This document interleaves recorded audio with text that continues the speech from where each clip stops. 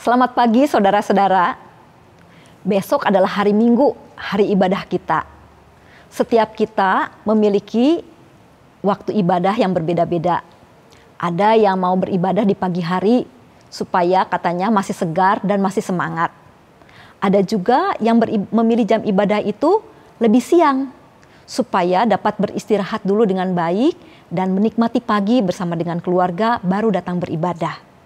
Ada juga yang mau menyelesaikan dulu pekerjaan-pekerjaan sepanjang hari baru datang beribadah di sore hari. Tapi rata-rata dari kita mengatakan, wah lega rasanya kalau sudah beribadah. Tidak ada ganjalan, rasanya tidak berhutang lagi. Nah saudara, pernahkah saudara juga memiliki perasaan yang demikian? Menjalankan ibadah rutin itu memang baik, melatih diri kita untuk mendisiplinkan kerohanian kita. Tetapi kalau kita beribadah hanya sebagai setor muka, absen kepada Tuhan, atau sebagai kewajiban, merupakan sesuatu hal yang apa kita pandang baik. Atau kita pada dasarnya datang kepada Tuhan itu dengan satu kerinduan, bahwa saya ingin bertemu dengan Tuhan. Saudara, kalau kita hanya melakukan ibadah sebagai kewajiban atau ngabsen aja kepada Tuhan, itu tidak ada bedanya dengan orang Farisi yang menegur murid-murid Yesus ketika memetik bulir gandum pada hari Sabat. Orang Farisi itu mengatakan, lihatlah mengapa mereka berbuat sesuatu yang tidak diperbolehkan pada hari Sabat. Saudara, bagi orang Yahudi hari Sabat adalah hari yang paling istimewa dibandingkan dengan hari-hari yang lain. Karena hari Sabat tertulis di dalam 10 hukum. Ingat dan kuduskanlah hari Sabat. Lalu mereka menjabarkan hukum ini dengan tradisi-tradisi lisan yang lebih mendetail. Yang mereka turunkan secara turun-temurun. Sejak zaman Musa, Yosua, nabi-nabi, dan begitu berkelanjutan sampai pada zamannya Tuhan Yesus mereka menyampaikannya. Saudara, di dalam penjabaran itu misalnya saja ada ketentuan berapa jauh mereka boleh berjalan, kegiatan apa yang boleh dan kegiatan apa yang tidak boleh dilakukan pada hari Sabat. Orang-orang Farisi beberapa kali menegur Yesus karena Yesus melanggar ketentuan hari Sabat. Misalnya, ketika murid-murid memetik bulir gandum ini, dan pada bagian yang lain dikatakan bahwa Yesus itu menyembuhkan orang pada hari Sabat. Nah, mengapa sepertinya Yesus menentang ketentuan hukum Taurat? Saudara, penulis Injil Markus ingin menjelaskan bahwa tradisi-tradisi Yahudi merupakan aturan-aturan yang membelenggu manusia, dan sebenarnya kedudukan Yesus itu lebih daripada tradisi-tradisi itu. Dan Yesus adalah pemilik dari hari Sabat. Yesus juga ingin mengembalikan makna hari Sabat. Sabat dibuat oleh Allah sebagai hukum yang kudus dan harus diterima oleh umatnya sebagai hak yang istimewa. Jadi bukan sebatas kewajiban saja melakukan hari Sabat seperti orang-orang Farisi yang memelihara tradisi tetapi tidak memaknainya. Saudara, terlebih buat kita yang hidup dalam perjanjian baru, seharusnya kita lebih dapat memaknai Sabat itu secara luar biasa. Mengapa?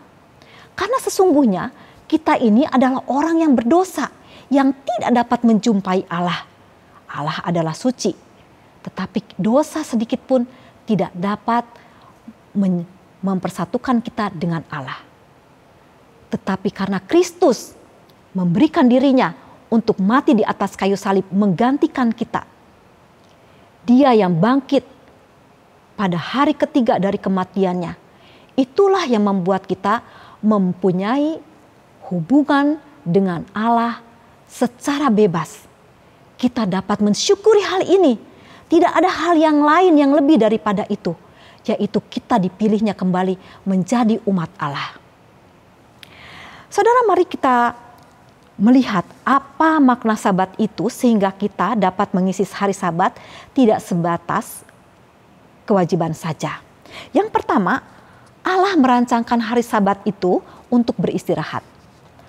Allah memperhatikan keterbatasan tubuh jasmani manusia. Manusia itu bukan mesin yang dapat terus-menerus bekerja. Ada limitnya, sehingga ketika bagian tubuh kita itu merasa lapar, kita perlu diisi oleh makanan. Ketika tubuh kita lelah, maka kita perlu istirahat. Dan Allah mengetahui bahwa ada sinyal-sinyal yang Tuhan berikan di dalam tubuh kita itu. Dia merancangkan tubuh kita itu secara istimewa, sehingga kita diberikan waktu 1 hari untuk beristirahat. Nah, itulah sebabnya saudara, kenapa di sekolah itu ada hari-hari libur. Kenapa kita yang bekerja juga ada cutinya ya. Karena kita perlu beristirahat. Dan Allah secara khusus menciptakan 1 hari untuk beristirahat. Hal yang kedua adalah Allah memperhatikan hal rohani lebih daripada hal jasmani. Ya. Yesaya mengatakan bahwa di hari Sabat itu umat Allah bersenang-senang karena Tuhan. Setelah 1 minggu bekerja, kita berhenti. Kita mengingat segala kebaikan Allah. Kita mensyukuri apa yang sudah Tuhan perbuat. Tuhan menyertai kita. Mungkin saat ini kita masih berada dalam lembah-lembah kekelaman. Tetapi Allah tidak pernah meninggalkan kita. Dan dengan hati yang penuh sukacita, kita dapat datang kepada Allah. Kita dapat menjumpai Allah dengan hati yang penuh semangat. Karena Dia begitu baik. Dan itulah yang Tuhan rindukan. Bahwa kita sebagai umat Allah menjumpai Dia. Apa yang dilakukan secara terpaksa, saudara, biasanya memang itu tidak menyenangkan.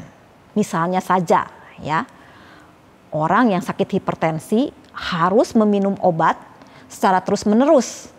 Pasti itu akan membosankan dan kadang-kadang mereka merasa jenuh untuk terus-menerus minum obat. Atau juga orang yang sakit gagal ginjal. Dia suka tidak suka, mau tidak mau harus cuci darah. Ya. Nah, ini harus dia lakukan seumur hidupnya dia.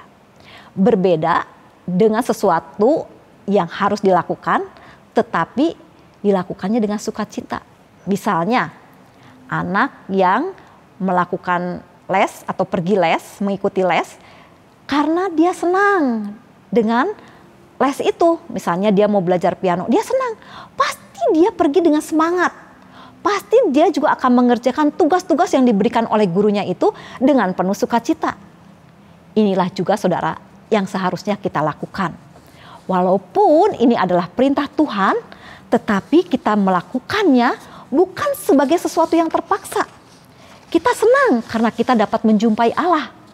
Kita selalu ada ucapan syukur yang mau kita sampaikan kepada Dia. Saudara, bagaimana saudara dan saya memaknai Sabat?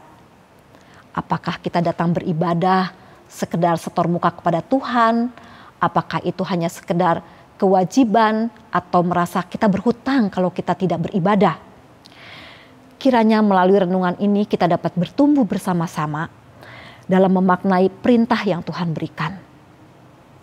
Ketika kita mempersiapkan diri menyambut hari Sabat, biarlah kita bertanya kepada diri kita, apa yang akan saya lakukan di hari Sabat sehingga kegiatan ibadah bukanlah sesuatu yang membebankan, bukan sesuatu yang membosankan. Bagaimana saya bisa menikmati hari yang kudus itu dengan penuh sukacita, dengan penuh kerinduan kepada Allah, menjadikan hari Sabat sebagai hari bersenang-senang karena Allah. Selamat mempersiapkan Sabat. Tuhan Yesus memberkati.